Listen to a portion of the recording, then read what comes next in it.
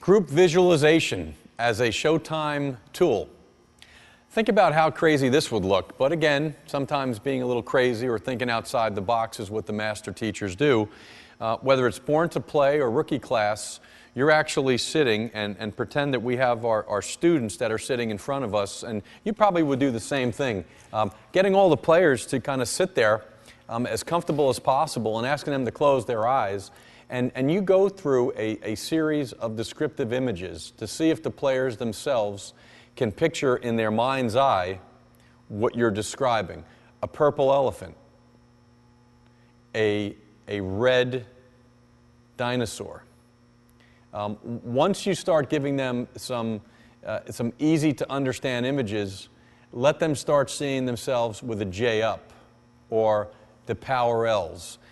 Imagery, and let's understand the difference between visualization and imagery. Visualization is being able to close your eyes and actually picture or create an image that within yourselves, your brain and your body believe to be true.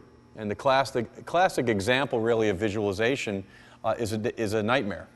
That when we were younger, as we saw that monster or that horror creature chasing us or thinking that they were, or it was under the bed or in the closet, you would wake up, your heart would be pounding, and you'd wake up in a cold sweat. Now, how do you explain that? Well, your brain makes no distinction between reality and perception. When that image was created in your mind's eye, your body responded to it, right? By the palpitations and by you waking up in a cold sweat. The great feature of visualization as a Showtime training tool is that you can have the players understand they can constantly give themselves the picture that they're looking to accomplish, right? That if they're looking to close stride angle, if they're really looking to improve their snapping of the hip joint, being able to close their eyes, and again, visualization sometimes is tough to do in a group because there's kind of an insecurity and I wonder who's looking at me. But if they see you taking it seriously, and again, whether you want to just sit there with your hands crossed, you can get real funky and kind of get into a true Zen position, but just do it really in kind of a relaxed way for the players to understand that if they close their eyes, many times closing their eyes, they can see so much more in what they're trying to accomplish. And again, with the younger players, start it off with something that's very fun and easy to do. You're not going to tell a 7-year-old to close their eyes and see the great back stretch and to see the stride direction and the power L or the waving of goodbye. That becomes very difficult to do. Visualization is difficult. The first 50 times that somebody might close their eyes, they might not be able to see what they're looking to create. But a way in which you can practice that, and even in Born to Play, even before you start the visualization, many times just getting them to understand the belly breath and how important just simply putting your hand on your belly and just listening to yourself breathe. And we'll talk about the 2 and 4 rule as it relates to the inhale and the exhale. But visualization can be done certainly in a group session where, again, players, we want you to close your eyes.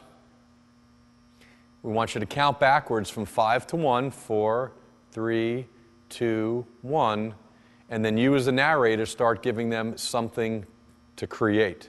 And again, start with something as silly and as easy to create as the purple dinosaur, as the red cat. But at some point, you'll switch over. Everyone close their eyes and see their elbow above their shoulder and their hand outside the elbow. Everyone see the J up. Everyone see themselves dancing in their stance. That's the beginning of some great visualization. And you can certainly do that in your individual lessons. And sometimes it's a little bit easier to do that because you're not in a group setting, right, where you're working with a hitter, and once they're 5 and out, right, once they're stepping out again, let them actually close their eyes for a split second and just give them some direction. Hey, Billy, I want you to close your eyes and really see snapping of the hip joint. All right, and you'll see that young player really struggle to have that VCR within him create what he's looking to accomplish. And then get back to actually work. Visualization is a great tool for homework.